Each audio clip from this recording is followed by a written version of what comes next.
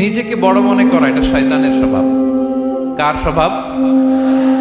বিনয়ী হওয়া এটা নবীদের স্বভাব। আল্লাহ তাআলা ফেরেশতাদেরকে বলেছিলেন উসজুদু লি আদম, তোমরা আদমকে সিজদা দাও।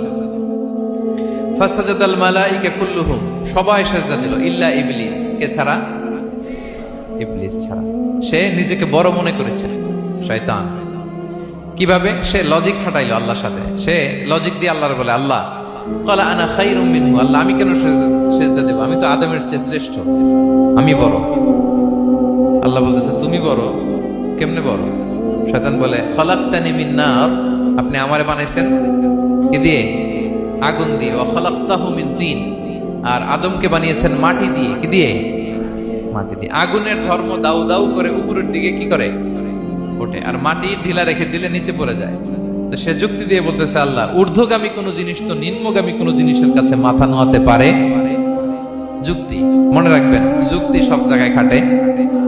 যুক্তি দিল আল্লাহ আমি শ্রেষ্ঠ, তাকে বানাইছেন মাটি দিয়ে, আমারে বানাইছেন আগুন দিয়ে, আমি কেন মাথা নোয়াবো? আমি বড়। আমি বড় বলার সাথে সাথে দৃশ্যপট পাল্টাই গেল। আল্লাহ বলে বের হ, ফখরুজ, বের হ, তুমি অভিশপ্ত, তুমি লানত প্রাপ্ত, তোমার স্থান হবে জাহান্নাম।